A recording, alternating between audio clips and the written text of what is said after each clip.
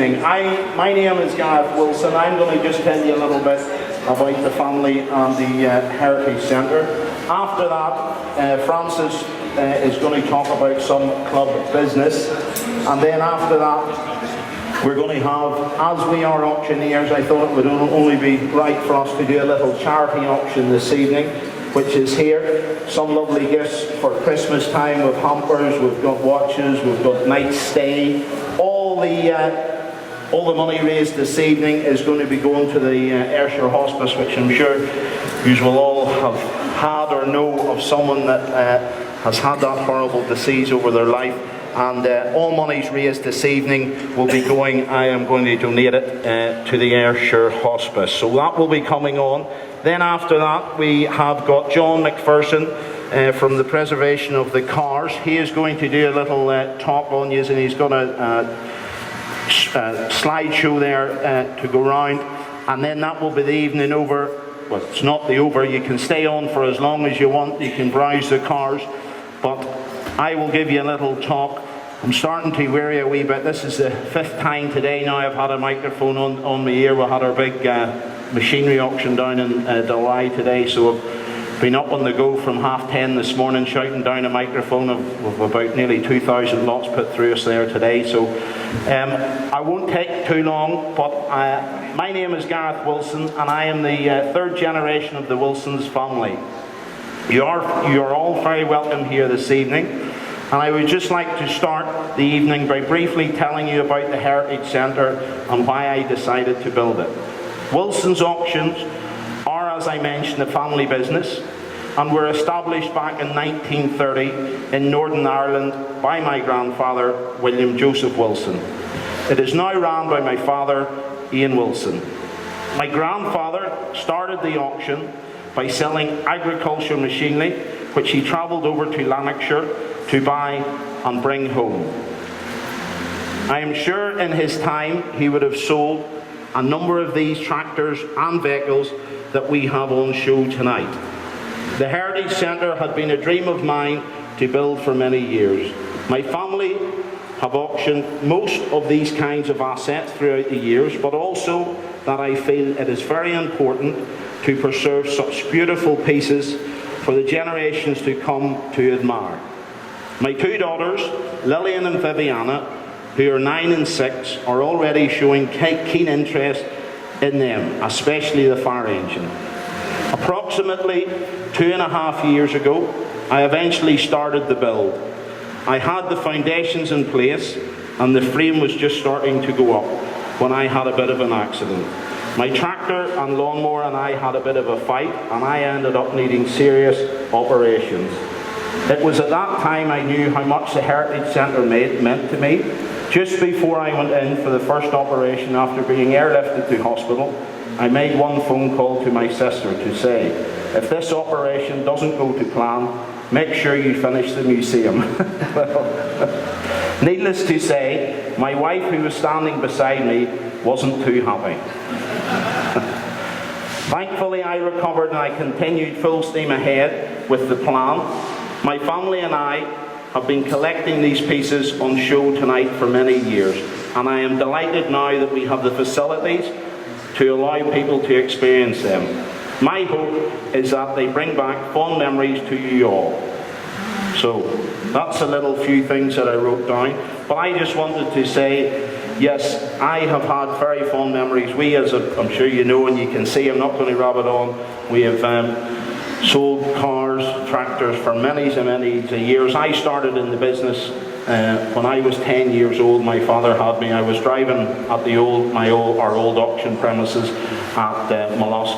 Then I started auctioneering at 14. Dad had me up. I was one of the youngest auctioneers in the company at that time. He had me up on the rostrum, and I always remember a funny wee story when it was one of my first ever auctions.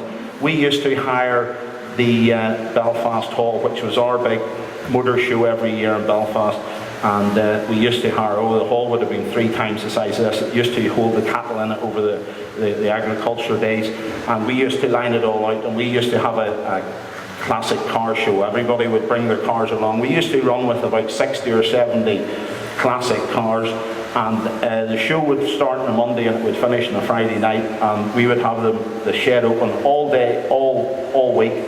And I always remember my dad said to me, I just started, he says, son, I want you to do a few of the lots tonight. Well, I was only 14 and I knew I'd been there the year before. There was thousands, now I mean thousands of people used to come to this night, and I remember standing up beside him and looking out in the crowd, and I mean, nowadays I wouldn't even dream about it, but the arms started to go and the legs started to go, and I started. And the second ever car that I ever sold that night was an E-Type Jag, a red E-Type Jag Series 2, and I couldn't even get a man to put his hand up for £4,000 25 years ago. Well, I suppose everybody nowadays would know, and it amazes me over the years the things that I would have sold as when I was 14, 15, growing up now, looking back and seeing the things that now, I always remember I used to buy and sell the odd wee car and tea-cut it and put it back into the sale, and I bought myself an RS 2000 Canary Yellow, and I got £300 for it. It was the dearest car I ever bought when I was that age, 13, 14, and I come home, I couldn't sleep at night. I was, first of all, how am I going to pay for it? Secondly, and anyway, I tea-cut it up, put it through the sale, and it took me about 3 weeks. Every time it went through the auction, Dad never got a bid on it. I used to come home at night and go, oh my goodness. But as I'm sure you all know, being car enthusiasts, you know how the industry has changed and how it's lovely how the prices of some of these cars that have changed over their life. And it's lovely for us to be able to have sold most of the vehicles that we have in here that I have sold probably in my lifetime going, and hopefully I'll have a few more years to go. But the last wee one, the last funny little memory I have of was a Mini Mope, and it was only in the last couple of years when I started to take interest in a lot of the classicer cars. I always remember Dad had bought us a red Mini Mope, and that was to teach us to drive in. Me and my brother, and my sister was a lot younger than us, and we used to drive up and down the lane in it when I was 12, 13. Well then, of course, I got a bit boisterous one day and put it through the hedge, and that was it. The Mini Mope was ruined, but it sat about the house, and then Dad took it over to the auction, and I always remember it lying up the yard, and I was about 15 and I was learning how to drive a digger. There was a digger in for sale at the auction, a 13-tonner. I was learning how to dig, and I was digging and I was moving the digger back and forth. I could see this Mini Mope and it was rocking, and I thought, I'll just crush that and bury it. So I drove over the top of it a couple of times and crushed it. I could probably still take you to the spot where I dug a hole and put the Mini Mope into.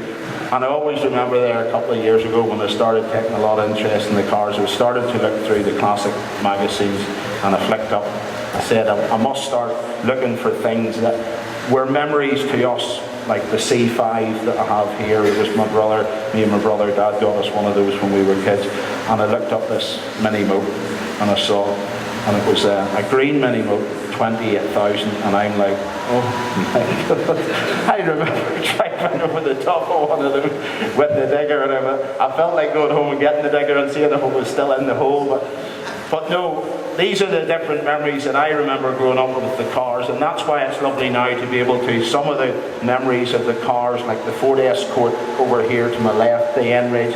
That was my first ever car that I sold when my dad at 18 said to me, it's time to leave Northern Ireland. I've bought a place over in Scotland, and on you go on the boat there and sink or swim. So that was my first ever car that I sold in Dalry, and different cars that we have about. This was an auction company that we bought over in Newport Auctions. We bought there 2 years ago a family business with 30 staff in it down on our Newport site. So all these different cars that I'm always collecting. I am still looking for a Mini Mope, but I just don't know if I could stomach paying 20,000 for one.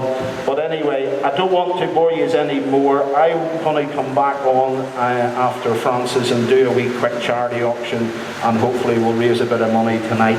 I do wish you thanks very much for coming along this evening. Again, unfortunately the weather hasn't been good to us. We had a night here 3 or 4 weeks ago, and I was just saying it was just, the weather was just as bad.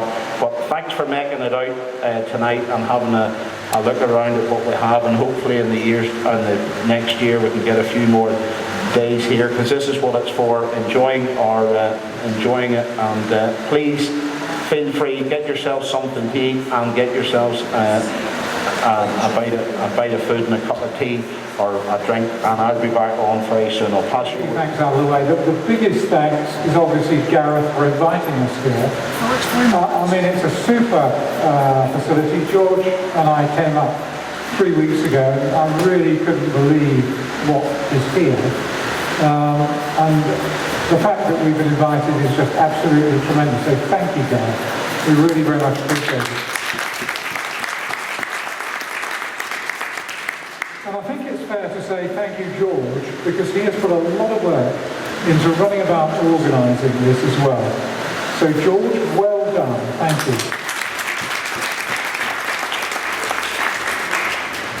Mike. Chairman about the transport museum in Glasgow, as some of you may remember, and there was a whole raft of different cars that we used to play on up there, and this going to work once that man moves out the road, yes. Plenty of cars. There was the old Union Street right there. But there was lots and lots of stuff that you can imagine going to your work in the morning. I was the conservator. My job was trying to keep them looking as good as they always were.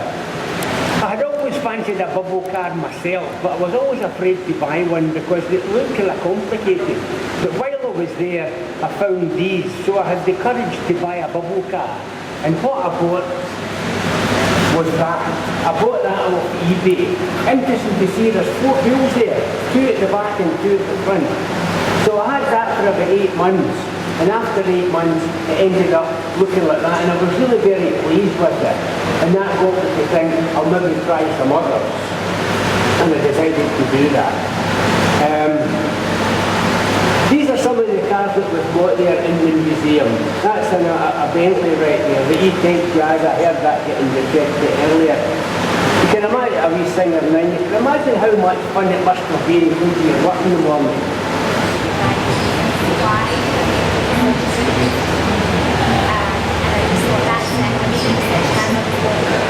175, at 175, anybody else reckoning out 175, and I sell it, make no mistake, at 175, find anybody else reckoning out 175, 200, at 200, at 200.